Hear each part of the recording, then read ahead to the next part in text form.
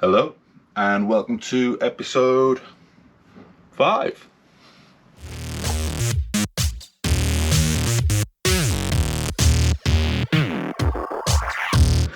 So last time got the bike to turn over, got the headlight to work, got the brake lights to work, discovered I hadn't wired in the horn and indicators weren't working, and I'm working off the theory that the indicators are due to them potentially being LED style Chinese ones that just can't be run on this old system, maybe a resistance issue or something. So I have got an old style bulb indicator, got a set of them to try, and also, just in case, flasher relay in case that's gone as well. So that's going to be the gist of what I'm doing now, just checking if that bit works, and we'll see how that goes. Fingers crossed we'll have working indicators and a horn, because who doesn't love the horn, eh?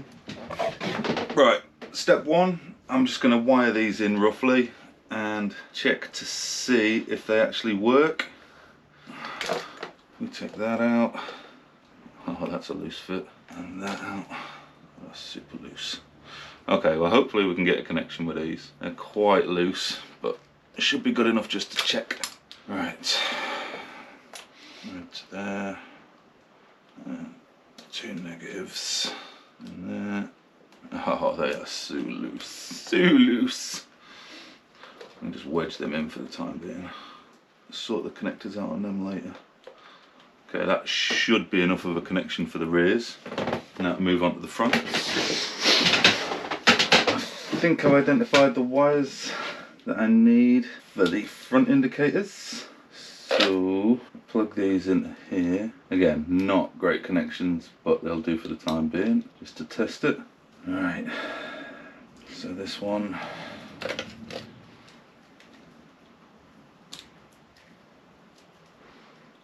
Okay, so we need an earth for these. An earth. Is that an earth? Looks like an earth to me.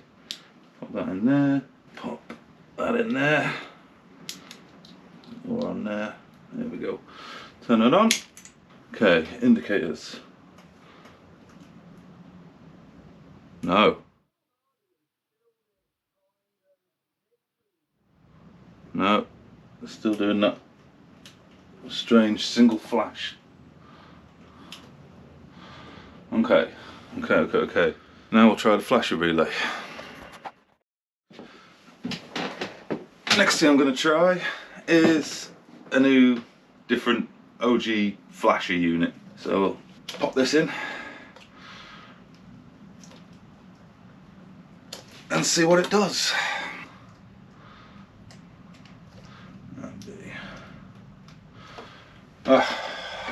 Here we go. Oh. Okay. That looks like indicators to me. So I've got this working.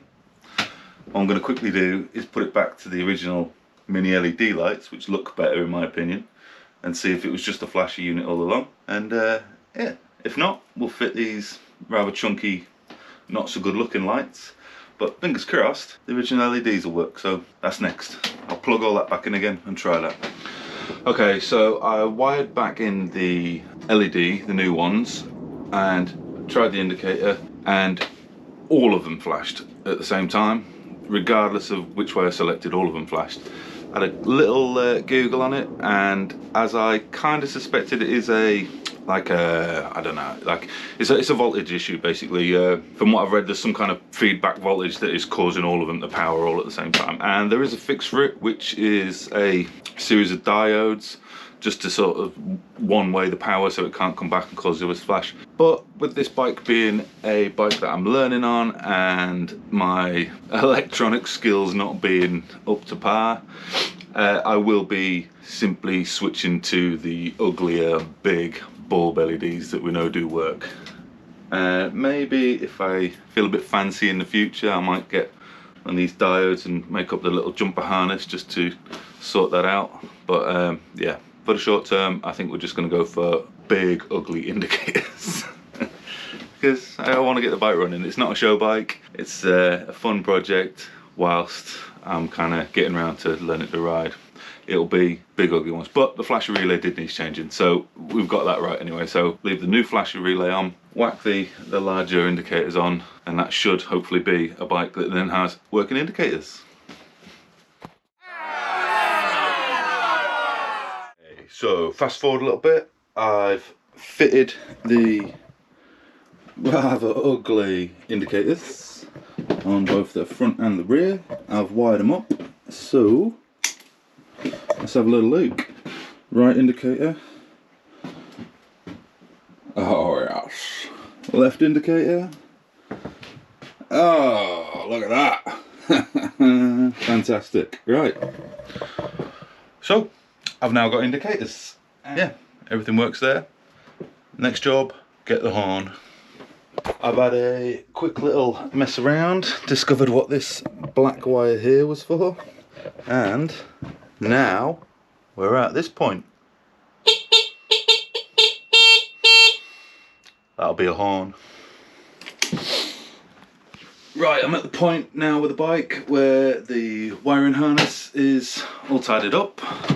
The indicator and horn issue is solved, and obviously the brake lights work. The instrument cluster appears to light up, headlights work. I'm now just waiting on fuel line, fuel filter. I'm also going to order some tyres because I think it is important with the type of riding I'm planning on doing on future to know how to change a tyre. So order some tyre levers, and I'm going to order some tyres, get all that together. Fingers crossed, might be at a point then where we can actually see if this will fire up. Don't know yet. I'm going to order some new spark plugs just to do sort of belt and braces on it. Going to do the oil change, like I said. That should hopefully get us to the point then where potentially can fire this up, which will be super exciting. I do have another issue. I went out on Sunday and went to try on some helmets at a local motorbike store, and nothing fits. I have always had this problem. I am 6.5 foot tall, or 6'6", although I think I've shrunk a bit as I've got older. But yeah, 6.5 foot tall and a ginormous head. Like, I know I've got stupid hair, but it's not just the hair. My head is absolutely massive. Like, I have an issue, always have, with full face helmets, same on the mountain bikes, where my face is compressed against the front of the helmet. So it's going to be a bit of a long, tedious job of going around trying to find a brand that does a big head helmet. And I'm looking for like a Julie adventure style helmet with the peak and the visor and all of that. So if anyone is watching this and you do know of a brand that does oversized helmets for geezers with massive heads, please let me know in the comments, because that would be super handy to try and narrow down the search. Short of that, I guess it's just going to be suck it and see, trying a load of helmets. I'm now getting to the point where I've started looking at clothing as well. I think I just need to, like, piece by piece, just build up a collection of motorbike clothing. And I know I said it last time, but CBT is the next step as well. I need to book a CBT and actually get legal to ride this thing. I think as well I don't have to use L plates because of my age, because I'm an old boy now. So all being well, I won't have to have dafty L plates on, but we'll see about that. But that's where we are now. I'm back in the flow again. I've still got to go over the entire bike, belt and braces style, check every nut and bolt.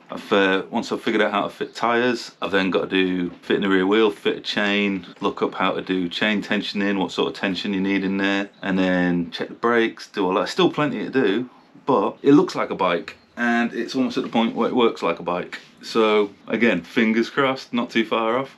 Gonna look up how to do a little bit of tuning on the carb as well, because no doubt it's going to be out of tune, because I've just slung I did put a new what is it, PZ26 carb on there, so it has got a brand new carb, but again, don't know if that's going to like run perfectly off the bat or if it's going to need a bit of fiddling with, so that's something to look up. But yeah, that's where we're at now, kind of just waiting on deliveries, which fingers crossed should be soon. Soon. But yeah, we'll see. I don't know if it's going to work. Still don't know if this bike's going to run. But yeah, it's been enjoyable, and I think I've learned a little bit about how to work with bikes and a little bit of what does what and what goes where, so all useful. And it'd be nice if this 40-odd-year-old bike would work again, and it would be a good little thing to bomb about on, learning how to ride. So that's the end of that one. Bit of a shorter one. Had a couple of little bits to do. Obviously needed to do the horn, do the indicators, tidied up the wiring harness. So the bike's together now. I'm at the point now where I'm waiting on some parts. I got some spark plugs coming. I want to get some tyres ordered and learn how to change and fit tyres, and then oil change. And after that, there's nothing left to do other than try and turn it over and see if it'll start. I can get some fuel in it. It's getting close. So I'm really struggling to find a helmet at the minute. That's going to be the next ball ache, really. Other than that, yeah, not a lot to do, really. It's been ticking over nicely. So next episode might be quite exciting. We'll see. We'll see. Thank you for watching, if anyone's watched, and see you again soon. Cheers.